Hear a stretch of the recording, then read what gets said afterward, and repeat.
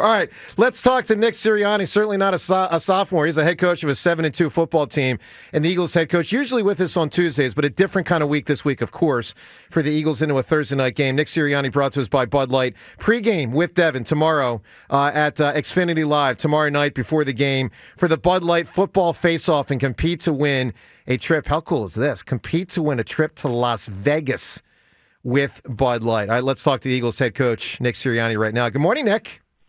Hey, good morning, guys. Good morning, Hi, Coach. Nick. So, Nick, a 5-game winning streak. I know you're not a victory lap kind of guy, but I just got to ask. It's got to be particularly satisfying with the way you were personally dragged through the mud, both locally and nationally. I mean, you got to feel a little something there, right? Hey, we're just excited. We're playing good right now, and we're looking forward to getting another opportunity, tomorrow on a short week, and so. No, you just put your head down. You continue to work, and when you put the work in, you got the right people going in the building. Good things are going to happen. Nick, what's the biggest challenge with coaching on the short week for a Thursday nighter? Yeah, sleep. We know that game. What are the numbers that we're talking about here? Sleep-wise. It's not good. It's not, they what do they recommend? The 7 hours a day? We're not even close to that. But, the biggest challenge is just, putting the guys in positions to succeed as far as, with limited time to do so, right? As far as, you don't want to do too much. You don't want to, put in a bunch of new things because you don't have time to rep it and or to practice it. So it's just being strategic of the things that you're going to put in the game plans, and just again getting the guys ready. Always worrying. I know we're not sleeping, but making sure the guys are sleeping and then making sure their bodies are right. So there's a lot of things that go into it. A lot of different things that go into making sure that everything's right as far as them mentally. And then just trying to get them as well rested as we possibly can physically. Nick, is it fair to say it's an extra challenge when it's a quarterback and a good one who you've never faced before? Like Brandon Graham, who's faced almost everybody, has never faced this guy. I got to imagine that makes it a little bit more complex on a short week. I think this is a good football team, and anytime you're playing a good football team, it's going to be challenging. And he's playing at a very high level. A lot of respect for him and the things they're doing with him. And so, it's always going to be a challenge. This league is littered with a ton of good players. And so, those guys always present challenges. And yeah, of course, and when you have a little bit less time to prepare, those challenges become even tougher. But, they got a challenge with us as well, because we got good players and good coaches as well, and so it should be a really good battle. I look forward to it.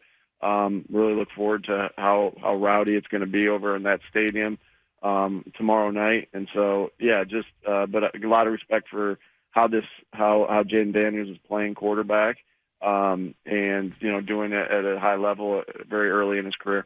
Jayden Daniels, he's been so awesome, but he's still a rookie. How do you take advantage of a rookie quarterback? Yeah, obviously rookies, in this league haven't seen everything, and they, different, giving them different challenges, giving them different things, giving them different looks, to make it as challenging as possible, so he's not comfortable back there. How do you make a quarterback uncomfortable? You make him uncomfortable by being able to hit him in the pocket, and also, not letting him, see what he thinks he's seeing. So, again, we'll have to be on it because this is a good football team, and I know they got good coaches and good players. We'll have to be on it, and that's that's what we're working on today, tomorrow, and into tomorrow night. Nick, obviously one of the ways to make your own quarterback the most comfortable he can be is give him the 5 best offensive linemen he can have. Mulata comes to mind. Looks like it's trending in the right direction. Do you expect Jordan Mulata to play tomorrow night? Yeah, we'll see. He's working hard. He's worked so hard, and we have great doctors, we have great trainers, we have great strength staff that has worked so hard with him to get him to a position where we're saying we'll see. Last week obviously we couldn't say that. This week, we're getting closer and closer, and but like I said, we have another day to figure it out, and we'll see as we continue on this week. Nick, I know you got far more important things in your mind, but I got to ask you a question related to Saquon that's just bugging me. We looked it up a day or two ago. Could not believe that Saquon Barkley is not in the top 15 right now for league MVP halfway through the year. Can you make any sense of Saquon Barkley not being in the top 15 for MVP? Well, I guess I would ask, what publication is that? Well, it's all over the place, all sorts of. It's all the quarterbacks. It's the betting odds and all that. Yeah, betting odds. It's quarterback. Gotcha. It's like, what in the world? I mean, he has been, Gotcha. in my opinion, and I mean this is no disrespect to anyone else in your team, your own team, I think he's been clearly your best player. I think he's been one of the 2 or 3 best in the whole league so far this year. Yeah, and again, I don't look into all that stuff all that much because I think it has a way of evening itself out as the season goes on. And, like I was, as you heard me, I was a little surprised to hear that. But, obviously, I think his play is a clear indicator of how good he's played so well, from the moment he stepped into on this team. And, I don't think we're to a point to even talk about MVP and stuff like that yet. But when it comes to that point, I know I'll be advocating for some of the guys on our football team. Nick, we've been rejoicing about the play of our defense. Will our defense have an advantage for the zone read stuff that the Commanders' Jayden Daniels runs because Jalen is so good with that stuff and they see it in OTAs and camp? Yeah, I think that's always helpful. I definitely think that's always helpful. I think going back to when I was a college coach and coaching on defense, you would play against these triple option teams, and you're like, man, this is tough going out there. Yeah. And if you had a team that ran triple option, it was a little easier for you to defend it. And so I think that's a fair statement, and that's because we've done that and they've seen that in OTAs, like you said, and training camp, but. Again, when it gets in the season, as you're going against each other less and less, and you're getting ready for the teams that you're playing. And so, obviously, Jayden Daniels and the way they do zone reads and the way they do RPOs and those different things is going to provide a challenge because this is a good offense, and you're getting ready for different teams week in, week out, and so. We'll have a challenge, and I know our guys are going to be up for that challenge. We've worked hard to this point of the week to get ready for that, but make no mistake about it, it's going to be a challenge for us because it's a good team. Hey, Nick, final thing here. Speaking of good team, first one, in my opinion, you've played in a while.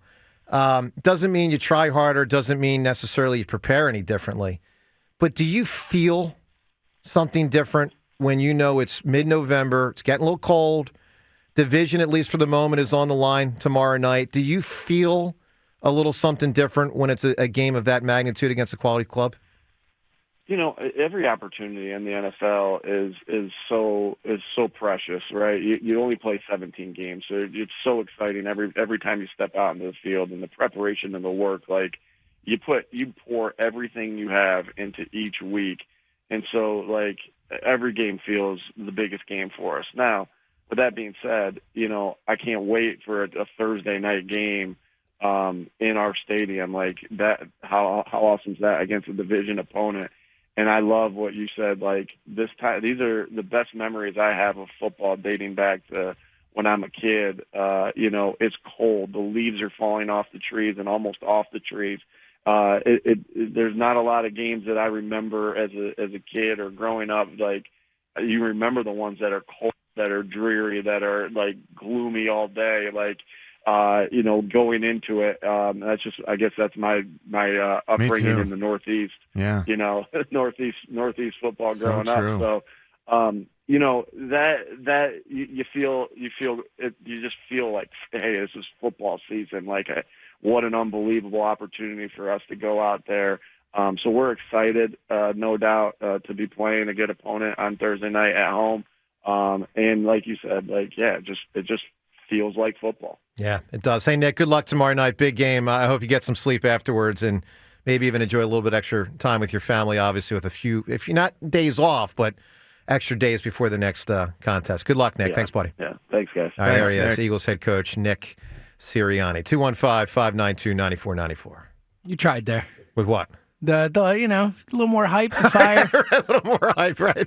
Ross, he is very, I'll tell you what, man, and he sounds very comfortable right now, and I think, he's obviously toned down some of the stuff from a few weeks ago, but Ross, he is very consistent. He never takes the bait on big game. Now, he leaned into the fall thing, but he's never going to take just the but not the opponent. They will not say that Washington is a bigger game than anyone else. Because, Ross, back in the day, 35 years ago, Buddy Ryan would be like, we're going to kick their ass! They stink! But that's not Nick Sirianni, and frankly, it's almost nobody anymore, Ross. Well, the problem is, if you say publicly that it's a big game, right, then what about the game after that? I know, and that's the game Buddy often would lose. That and by the way, that's a problem. That's unfortunate because he knows it's a big game. Of course he does. We all know it's a big game. I mean, honestly, I think it's by far the biggest game of the season because if they win, man, it's going to be an uphill climb for the Commanders to get back and win the division. And I know the Eagles' schedule is getting tougher coming up, but so is the Commanders. If they win this game, they are very much in the driver's seat to win the division and, quite frankly, end up with the 1 or 2 seed. Because remember, the Lions are in the NFC North. So the Lions still have to play the Vikings again, the Packers again. The Bears aren't very good right now, but so I just think it's hard to overstate how big this game is because of the position it would put the Eagles in for the rest of the year. All right, let's get calls in here. Ross with us for an hour, as he is every Wednesday at this time. Mike Quick in about an hour. Mike at 9:10 today. Your phone calls, whether it's on the Sixers with Joel last night, the Eagles, the big game tomorrow. Look, usually, of course, when we interview Sirianni, it's earlier in the week and more about the last game. But, this game's tomorrow, and that's obviously why we focus a lot on the Eagles and Washington tomorrow. Big game.